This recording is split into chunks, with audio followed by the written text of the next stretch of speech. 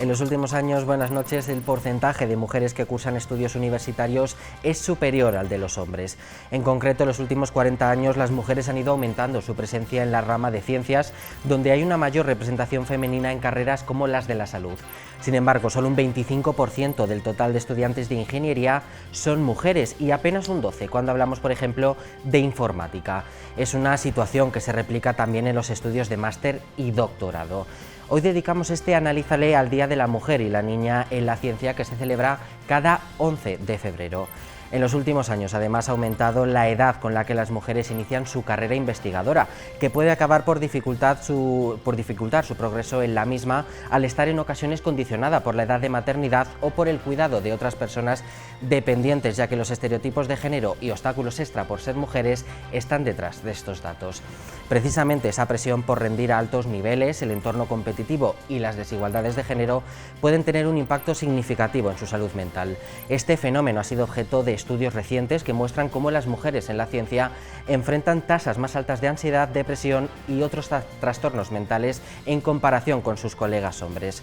Otro factor que condiciona su salud mental se debe a que las mujeres reciben menor reconocimiento por su trabajo, menos nominaciones a premios y peores oportunidades de colaboración. Durante muchos años las mujeres han estado ausentes también en los libros de texto. De hecho, muchas veces no llegan ni al 5% porque muchas de sus aportaciones han sido borradas de la historia. Eso se traduce en una falta de referentes que condiciona a las niñas y adolescentes, un aspecto que tiene una clara concordancia con el hecho de que en carreras técnicas como las ingenierías, la arquitectura o incluso las propias matemáticas, la proporción de mujeres siga siendo mucho más baja. Todo esto, afortunadamente, está cambiando, aunque de forma muy lenta. Pese a que estos desafíos son evidentes, también existen oportunidades para mejorar la situación. Iniciativas como las redes de apoyo para mujeres científicas y programas de mentoría pueden jugar un papel crucial en la mejora del bienestar emocional de las investigadoras. También es vital que las instituciones científicas adopten políticas de igualdad de género más estrictas, que promuevan un entorno de trabajo inclusivo y equitativo. Y por supuesto también la celebración de días como el de la mujer y la niña en la ciencia, en el que se centra hoy Analízale.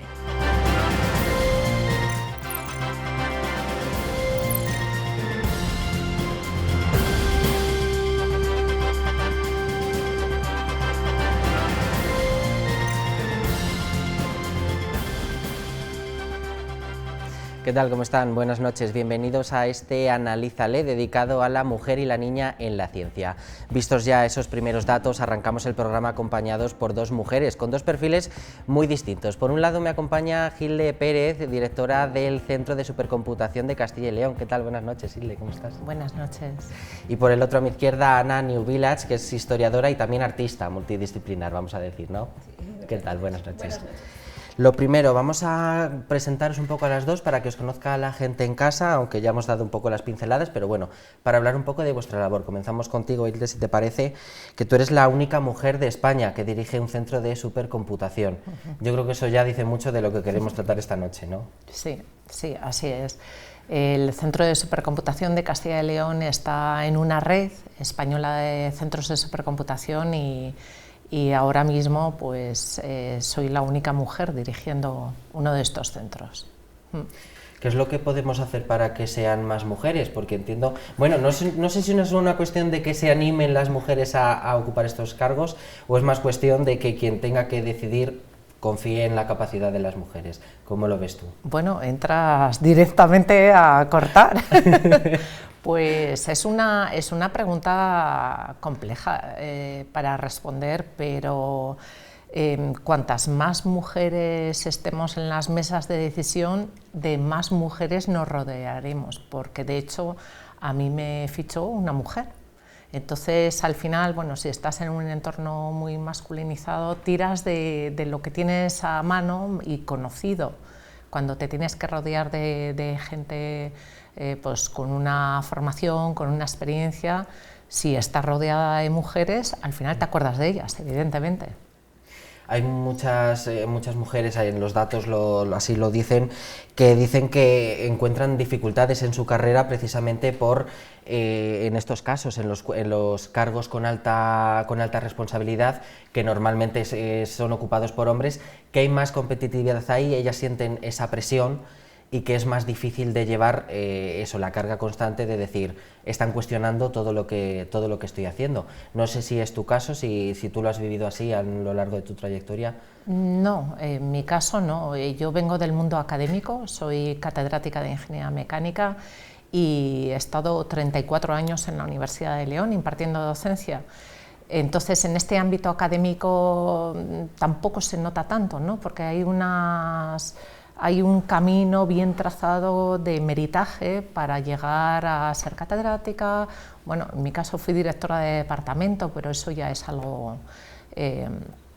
secundario, diría yo. Pero bueno, al final, cuando mis compañeros me eligieron como directora de departamento, pues había muy pocas mujeres directoras de departamento. Ahora cada vez hay más, catedráticas en la Universidad de León ha despegado el número también, es un porcentaje ya importante. Entonces, bueno, en el mundo académico yo creo que no es tan... no se percibe tanto la diferencia como en el resto de la sociedad. Creo que es un ámbito más neutral, aunque también hay diferencias, hay estudios que así lo certifican. ¿Y crees que eso, o tu caso concreto, a lo mejor ya, esto vamos a dejar a un lado la modestia, crees que puede servir para inspirar a estudiantes, a chicas que estén ahora empezando, que quieran estudiar alguna ingeniería o informática, alguna cosa así? Sí, pues al final yo creo que es una labor a pequeña escala, pero hay que hacerla.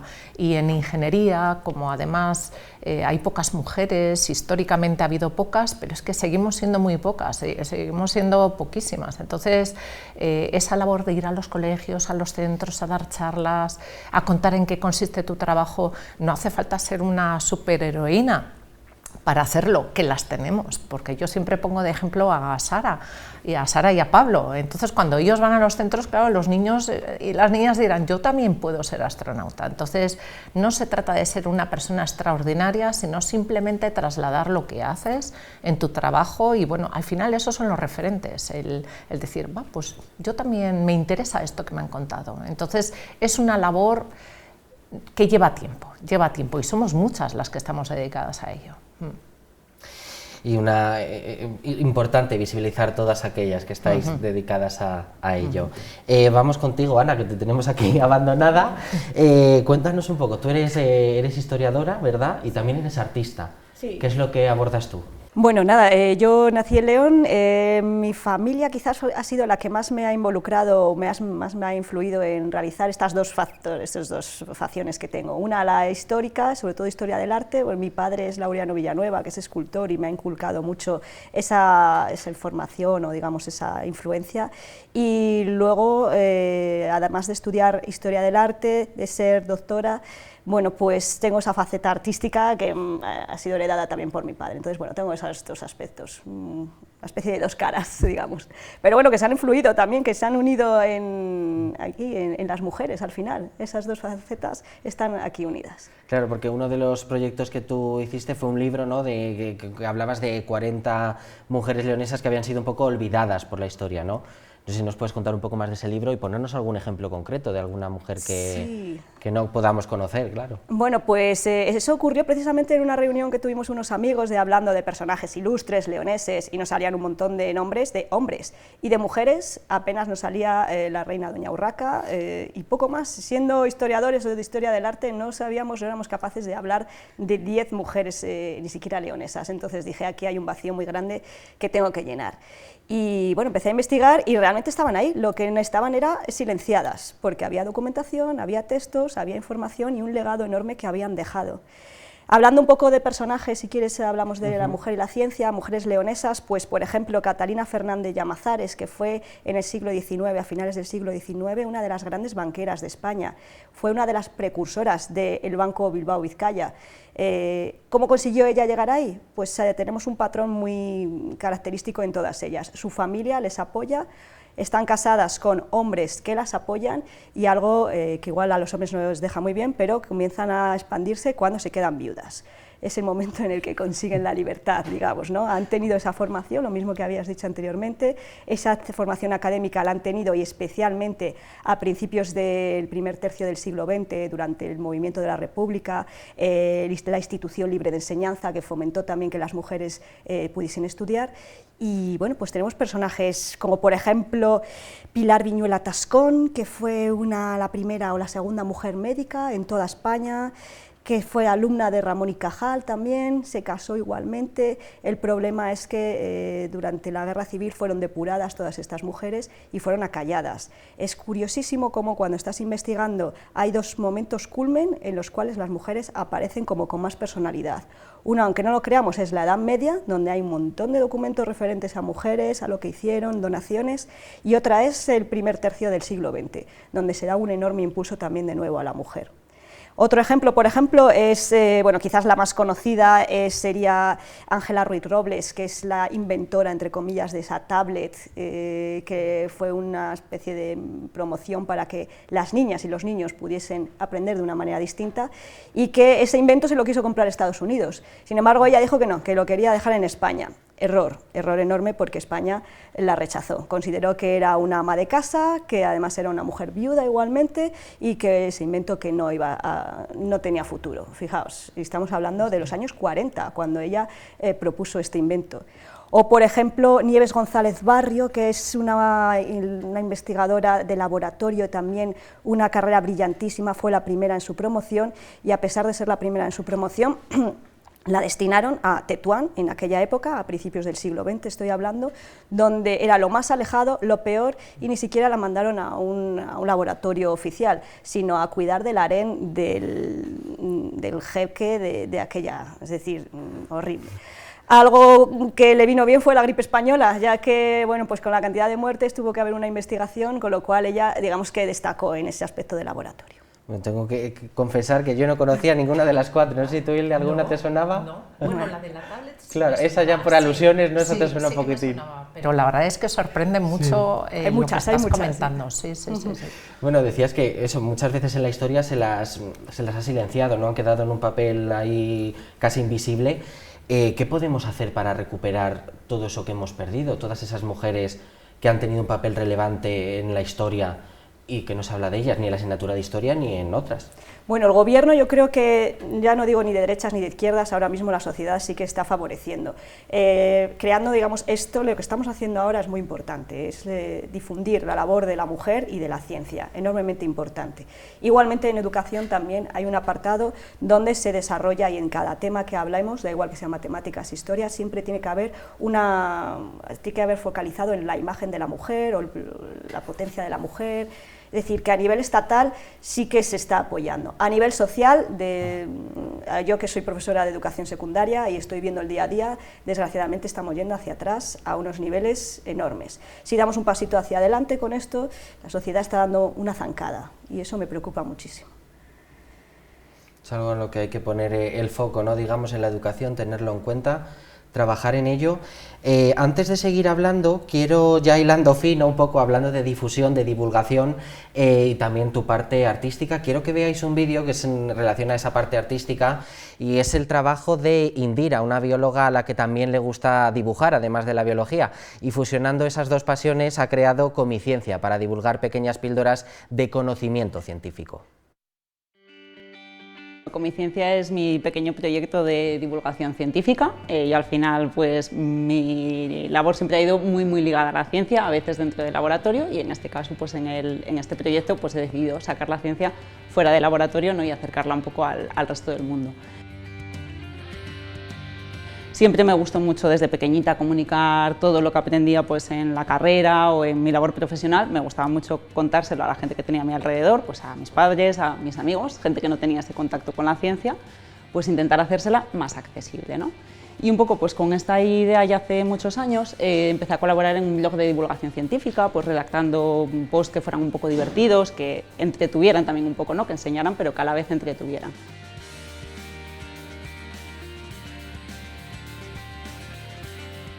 Con el tiempo, además de la redacción de post, descubrí que me gustaba mucho dibujar y comunicar a través de los dibujos, ¿no? Porque me parece una herramienta que es todavía mucho más atractiva, que entretiene mucho más, que a la gente le resulta como muy llamativa cuando la ve, y que además pues, te permite explicar de manera muy fácil conceptos que son muy complejos, ¿no? Que para nosotros los científicos pues igual son muy cotidianos y muy del día a día, pero claro, al final para la gente de la calle pues no.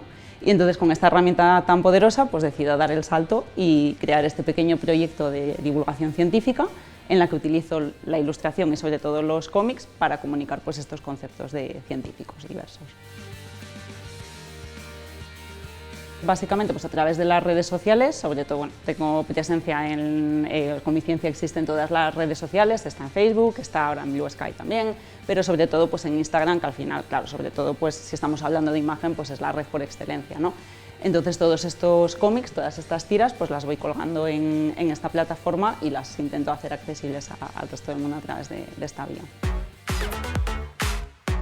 Cada día veo más gente que le gusta esta manera, ¿no? Que hay, de hecho la ciencia, pues a priori, salvo a los que ya tenemos un interés previo en ella, pues a mucha gente al principio le resulta como un poco árida, un poco pues, complicada de entender.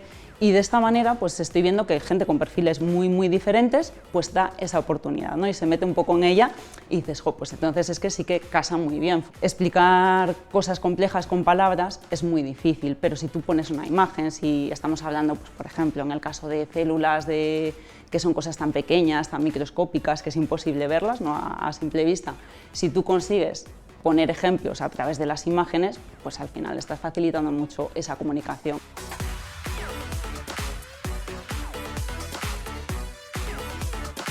Claro, la parte previa al final es la más complicada y la que más tiempo lleva, ¿no? Pues porque antes de llegar a esa viñeta, a esas pequeñas líneas que lo ponen todo tan fácil y tan accesible, hay primero muchísimo trabajo de documentación previa. Claro, para transmitir esos conceptos primero hay que estudiárselos, hay que aprendérselos. Bueno, yo evidentemente, pues gracias a que soy bióloga, tengo ya esa facilidad, pero bueno, aún así hay que estudiar los nuevos conceptos que quiera transmitir, ¿no?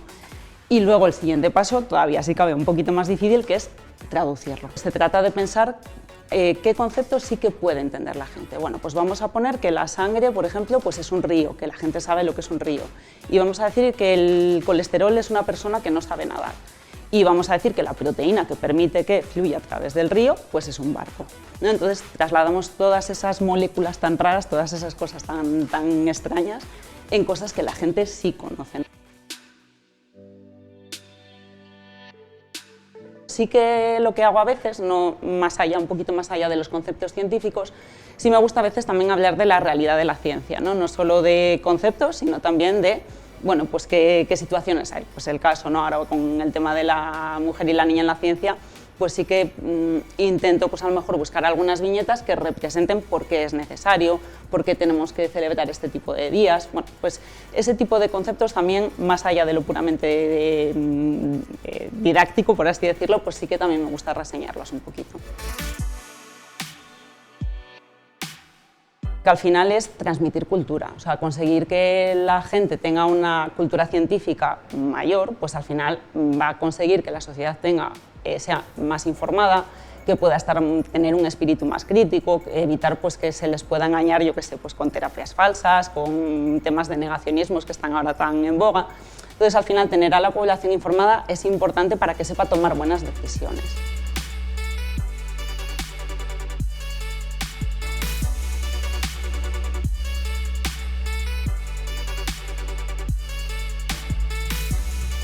Bueno, ¿qué os parece esta forma de divulgar estos conceptos? No sé si los veis accesibles, sobre todo tú, bueno, Ana, que tú que te son conceptos tan ajenos, ¿no? Igual. Totalmente, es que yo creo que la ciencia se ha explicado de una manera tan, no sé, que no está tan cercana de la población, de la gente, que a muchas de las niñas y niños también muchas veces lo ven súper alejado. Bueno, ella tiene más ejemplos. A mí me encanta este perfil porque además ha remarcado una cualidad esencial, que es que ella le gusta comunicar, que eso a las mujeres nos cuesta mucho, el visibilizarnos, el mostrar lo que hacemos, lo que somos, y ahí hay que perder un poco el miedo, ¿no? Siempre se dice, a mayor visibilidad, mayor vulnerabilidad, y es lo que nos echa siempre un poco para atrás. Me ha encantado este perfil, bueno, un poco mixto como el tuyo también.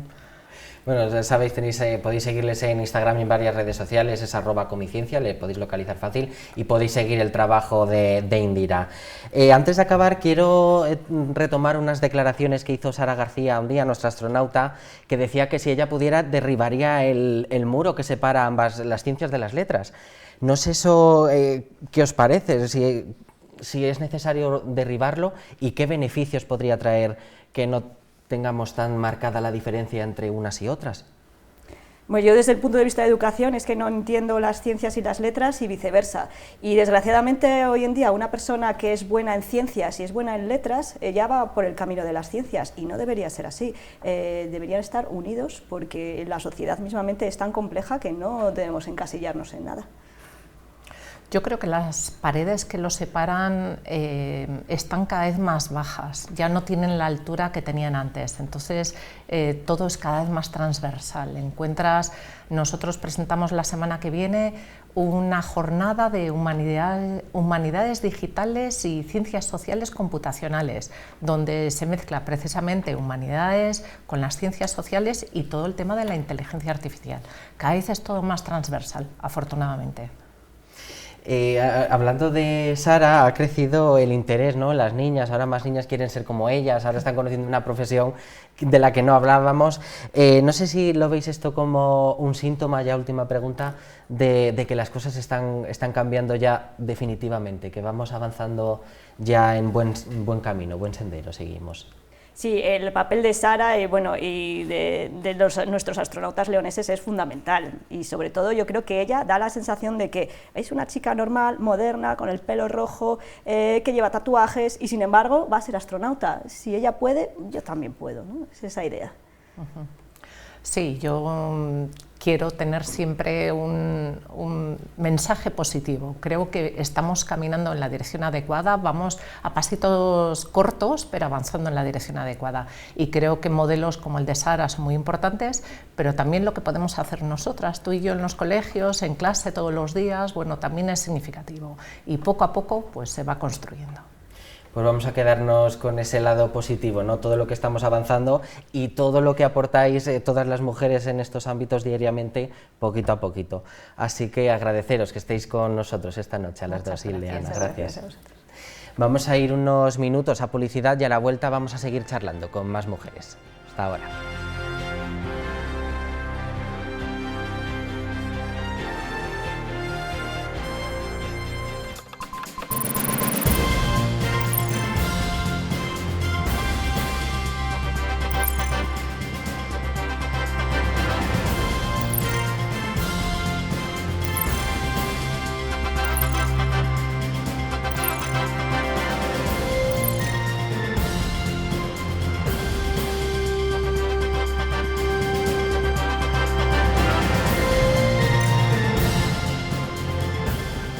Retomamos en este punto este Analízale dedicado a la mujer y a la niña en la ciencia. Venimos de esa pequeña charla con dos mujeres de dos mundos diferentes, de las ciencias y de las letras, pero ahora nos quedamos en la parte protagonista, en la ciencia, y renovamos también la mesa. Me acompañan ahora María Ángeles Castro, directora de la Unidad de Cultura Científica de la Universidad de León. ¿Qué tal? Buenas noches. Buenas noches. Y también Mercedes López Fernández, catedrática de Tecnología de los Alimentos. Buenas noches. Buenas noches. Gracias a las dos por venir. Lo primero vamos a presentaros, ¿no? Que os conozca a la gente más en casa, un poco contadnos qué actividad desarrolláis vosotras, cuál es vuestra labor científica. Bueno, mi actividad investigadora se ha desarrollado siempre en el área de tecnología de los alimentos en dos universidades, en la Universidad de Vigo y en la Universidad de León.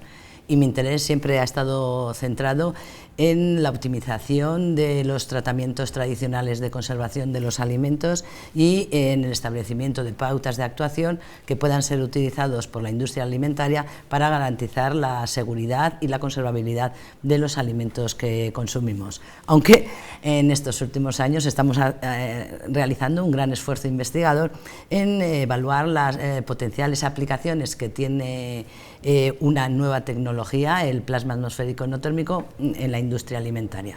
¿Y eso qué es eso, el plasma? ¿Para qué puede servir? No, bueno, pues para que nos lo entendamos, explícanos para los... Sí, estamos evaluando porque bueno, tiene unas ventajas muy importantes frente a los métodos tradicionales de conservación y tiene capacidad de conservar los alimentos. Y como actúa a bajas temperaturas, pues bueno, no tiene grandes repercusiones sobre las características genuinas de los alimentos. Y en tu caso, María Ángeles, cuéntanos un poco qué es la Unidad de Cultura Científica de la ULE, qué es lo que hacéis ahí, qué es lo que haces tú personalmente. En la Unidad de Cultura Científica lo que hacemos es proponer distintas actividades de divulgación para la sociedad en general, a los investigadores, como el 11F, el Día Internacional de la Niña y la Ciencia, y lo que hacemos es proponer distintas actividades y los investigadores acceden a realizar, pues, por ejemplo, ahora en la Niña y la Ciencia tenemos distintos talleres, etcétera, etcétera, en los que las investigadoras de la Universidad de León proponen sus talleres, sus charlas, etcétera, etcétera, y los coles de León y de la provincia se apuntan para realizar estos talleres. Y en cuanto a mi línea de investigación, pues yo llevo 25 años vinculada a la investigación en la Universidad de León y he estado vinculada a dos campos diferentes, aunque unidos por una pasión, que es la mía, que es entender y conocer lo que nos rodea, como son los materiales, ¿vale? En el primer caso estuve en la Facultad de Biología y trabajaba con metales en muestras medioambientales, y hoy en día estoy trabajando en el campo de la ingeniería y lo que hago es estudiar y caracterizar el comportamiento de los materiales que hoy en día se utilizan para la fabricación aditiva, en concreto para la impresión 3D, que es lo que se conoce más comúnmente, ¿no? Fabricación aditiva parece que no es tan conocido, pero sí impresión 3D. Que además la impresión 3D es algo que está en viento en popa, Viento en popa, sí. Además tenemos la suerte de que aquí en la Universidad de León estoy en el grupo de investigación TAFI, de tecnologías avanzadas de fabricación e inspección, que lo lidera Joaquín Barreiro, y en esta unidad tenemos todas las tecnologías que se utilizan en impresión 3D, no las más comúnmente conocidas como impresión 3D, que es la de plástico, sino que fabricamos también a partir de metal, de materiales cerámicos técnicos, etcétera, etcétera. Ya nos abrías tú precisamente, María Ángeles, ese melón, ¿no?, de las actividades que hacéis por el 11F en la universidad. Pues vamos a abordarlo un poco más en detalle. ¿Cómo aborda la Universidad de León el 11F? Pues el 11F, como te he dicho, lo aborda desde distintas actividades, o bien que proponen los profesores o profesoras en la Universidad de León, ¿vale?, a través de charlas, de talleres, de experimentos científicos, etcétera, etcétera, y nosotros lo ofrecemos a los colegios. Sí que es verdad que también algunos colegios nos piden que realicemos determinadas actividades como de apoyo un poco de la parte teórica en el aula, ¿vale? Y el objetivo final, pues, es el interés especialmente de despertar ese interés, sobre todo en las niñas, por el área de la ciencia y la tecnología. Este año en concreto contamos con más de 30 talleres que se van a ofertar a los colegios y se realizarán tanto en instalaciones de la Universidad de León como en la Universidad de Ponferrada y en distintos colegios de la provincia, La Robla, Villablino, Veguellina, etcétera, etcétera. Y uno de los talleres que vamos a realizar lo coordina Mercedes, que ya nos contará muy bien ¿de qué va su taller? Bueno, pues adelante, cuéntanos. Nuestra actividad, que se titula Tras los pasos de pioneras de la ciencia, pues se lleva a cabo por diferentes investigadoras pertenecientes a 4 áreas de conocimiento: de toxicología, tecnología de los alimentos, nutrición y bromatología y fisiología animal. Y está dirigido, pues, a 20 alumnos. De primero de bachillerato y cuarto de la ESO. Concretamente, este año han venido alumnos del Colegio Juan de la Encinas y de la Virgen Blanca. Y bueno, pues estos alumnos lo que hacen es estar 2 tardes con nosotros y pasan por los laboratorios de las 4 áreas donde hacen diferentes experimentos. Cacharrean un poco, ¿no? Exactamente, qué es lo que les gusta, qué es lo que les gusta. Y bueno, pues concretamente en el taller que llevamos a cabo mi grupo de investigación, pues lo que hacen son diferentes determinaciones sobre la leche y los productos lácteos que permiten, bueno, obtener información de ciertos aspectos de interés en la leche, como por ejemplo conocer si la leche ha sido aguada, un fraude bastante común, o por ejemplo pues conocer su calidad microbiológica o su aptitud para ser transformada industrialmente.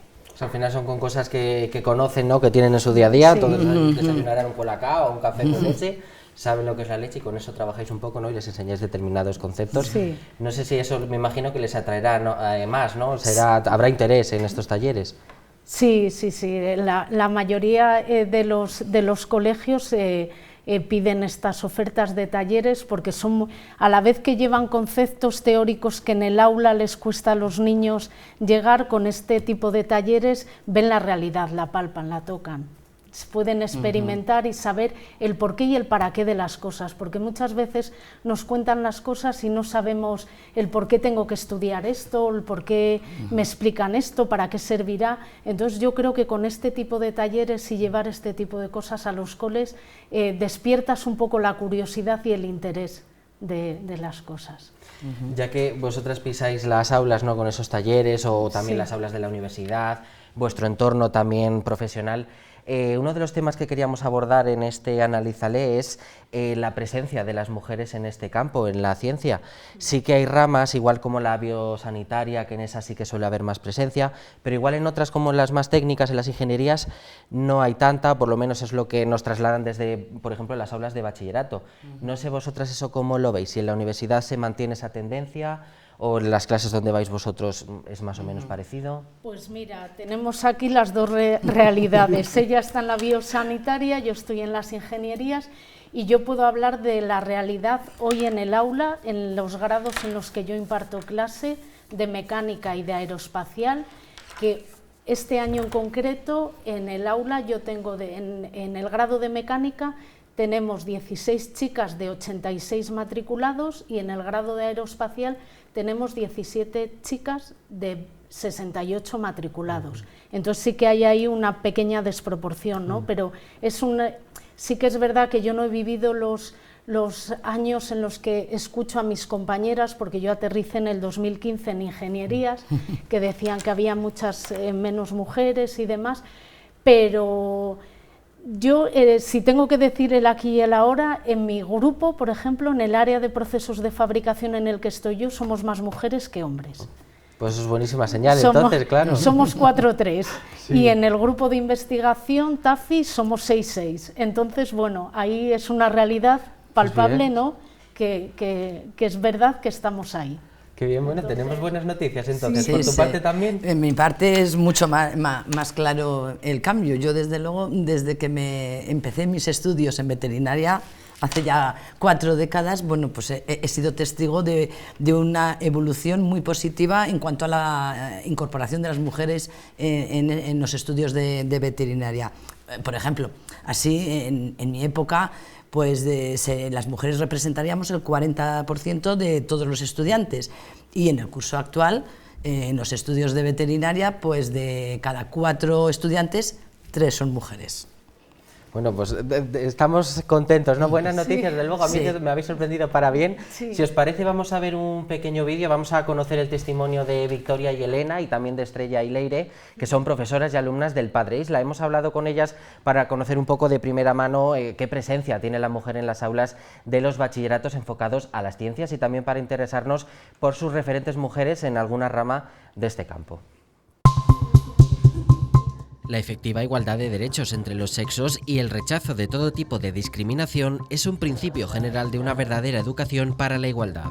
Afortunadamente, llevamos ya muchos años en los que tanto alumnos como alumnas tienen total libertad de escoger a qué dedicarse y seguir su vocación. Decidí dedicarme a la ciencia porque desde pequeñita me gustaron siempre mucho las matemáticas. O sea, independientemente del profesor que tuviera, si era bueno o era malo, yo las disfrutaba, siempre me gustaron mucho.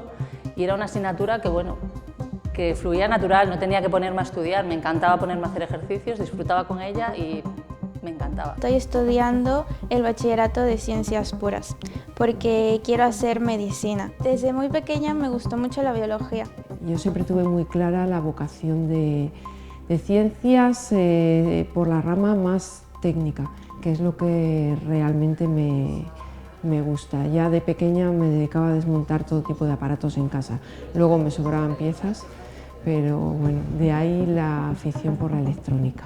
Estudio el bachillerato de ciencias puras, el de anatomía, biología, y lo estudio porque me parece que el campo de las ciencias es un campo con muchas oportunidades, que está en constante desarrollo y avance y pues que nos aporta mucha información en muchos aspectos. Cada vez se hacen más actividades en los centros para promover las vocaciones científicas. Se hacen talleres, exposiciones o excursiones. Recuerdo que en mi colegio hacíamos feria de ciencias y hacíamos muchos experimentos o hablábamos de tal parte del cuerpo, y yo creo que me fue interesando muchísimo más la biología, y saber cómo funciona cada parte de nuestro cuerpo me parece súper interesante. Pero el mayor contacto de niños, niñas y adolescentes con el conocimiento científico es mediante los libros de texto. Sin embargo, las mujeres prácticamente no aparecen en ellos porque la historia las ha vuelto invisibles. Por ejemplo, se estudia la ley de conservación de la masa haciendo honores a Antoine Lavoisier, pero olvidando a su esposa Marianne, que tuvo un papel imprescindible en el desarrollo de esta ley. O se muestra la típica imagen de James Watson y Francis Crick junto a una maqueta de la hélice de ADN, sin recordar que fue Rosalind Franklin la clave. Dos que lo descubrieron, pero gracias a esta chica que hizo la fotografía se pudo saber cómo realmente era. De referencia no tengo casi a nadie porque no se suele hablar mucho de mujeres en la medicina. Pocas, y hoy todavía pocas. Es casi todo, bueno, pues los clásicos matemáticos que conocemos todos, Gauss, Pitágoras, luego en la carrera conoces otros más. Matemáticas muy pocas. Sí que es cierto que también en matemáticas, en la historia, algunas mujeres que descubrían cosas ponían seudónimos de hombres, porque si no, pues como que no eran relevantes y no las hacían caso. Entonces sí que es cierto que hay ciertos casos en la historia que aparecen como un nombre de hombre, pero en realidad la que estaba por detrás eran mujeres. Es el caso de mujeres como la francesa Sophie Germain o la española Andresa Casamayor. Ambas quisieron formar parte de un lugar que por entonces no les correspondía. Porque se suponía que una mujer para lo que se tenía que preparar era para ser esposa y madre. Entonces, como no accedieron ahí, es evidente que hay muchos más científicos y hay muchos más ejemplos que poner y cosas que enseñar de ellos. Así que sí, los libros yo creo que lo intentan, pero tenemos todavía un camino muy largo por recorrer. Este sesgo de género resulta especialmente lesivo para las chicas, según varios estudios, porque al no tener referentes de su mismo género, les impide reafirmar de forma positiva su autoestima y confianza en el estudio de ciencias. Por suerte, que los tiempos hayan cambiado ha permitido que desde hace varios años esos referentes puedan encontrarse en casa. Una tía abuela que fue la primera persona que se licenció, primera mujer que se licenció en Salamanca en medicina, en cirugía. Ella entró en la Universidad de Salamanca antes de 1910. En 1910 hubo una orden por la cual se permitía a las mujeres el acceso libre a la universidad en España. Había habido acceso libre hasta 1880 y algo, no recuerdo bien la fecha. Luego estuvo prohibido salvo que tuvieses autorización paterna de la institución, e incluso hacía falta un permiso del Consejo de Ministros, y mi tía abuela consiguió todo eso y consiguió entrar en la Universidad de Salamanca antes de que entrase en vigor esa orden o decreto ministerial que fue promovido por Emilia Pardo Bazán. Mi abuela Teresa era como la mujer fuerte de la familia que había logrado entrar en la universidad, se había licenciado y ejerció medicina durante toda su vida. Entonces ese es mi referente. Tengo una tía que es doctora, entonces pues ella también me contaba qué cosas hacía y así me fue interesando mucho más, y eso yo creo que fue el clic que me hizo escoger esto. En mi casa es todo el mundo de ciencia. Mi madre es muy buena en matemáticas, no estudió matemáticas, estudió solo hasta el bachillerato, pues siempre me entendieron. Mi madre, cuando yo dije que quería estudiar matemáticas, pues todo el mundo me decía, pero esa carrera, porque hace 20 años era como, ¿quién estudia matemáticas? Ahora está muy de moda, pero era como... Y mi madre, como a ella le encantaban, siempre le gustaron, me apoyó y nada. Además, la aparición de nuevos referentes como la leonesa Sara García son un soplo de aire fresco para las nuevas generaciones de niñas que aspiran a ramas de la ciencia que todavía están aparentemente bajo dominio masculino. Además, Sara estudió en este instituto y vino a darnos una charla hace un par de años, creo que fue. Y nada, me parece que es una referente importante, porque nunca hemos visto a ninguna chica, y menos de nuestro entorno, que se haya convertido en una astronauta ni que haya llegado a estos puntos tan reconocibles como ella. Los datos hablan por sí solos. Según un estudio de la Fundación ASTI, solamente un 5% de las alumnas de bachillerato quieren estudiar alguna ingeniería y un 18% algo de ciencias biológicas. El por qué no se sabe todavía a ciencia cierta. No lo sé, porque en ciencias ahora mismo hay más chicas que chicos. Si tú vas a carreras como medicina, biológica, biotecnología, enfermería, te vas a encontrar más mujeres, pero si tú vas a ingenierías, siguen siendo muchos más los chicos que las chicas. La parte técnica de las ciencias es la que menos mujeres tiene, con mucha diferencia. En mi clase somos 3 chicos y el resto somos todas chicas, porque estoy en el biosanitario. Entonces sí que es verdad que esta rama es más de, en cuanto a números, vienen más chicas. Hay gente que piensa que es por un tema de educación, que cuando se le compran juguetes a los niños y a las niñas, los roles suelen estar definidos. Desde pequeños como que inculcas más a los chicos la electrónica, los coches, la mecánica. No lo sé, sí que es cierto que al final sigue habiendo muchos chicos, sobre todo en la rama de la ingeniería, porque yo, por ejemplo, en la Facultad de Matemáticas tampoco éramos menos chicas, había tantas mujeres o más mujeres que hombres, pero sí que es cierto que las ingenierías yo creo que sigue primando los hombres. Lo que está claro es la importancia de celebrar días como el 11F para visibilizar el trabajo de mujeres dedicadas a las áreas STEM, creando así referentes femeninos para la infancia que puedan contribuir a la elección de estas áreas como carreras profesionales.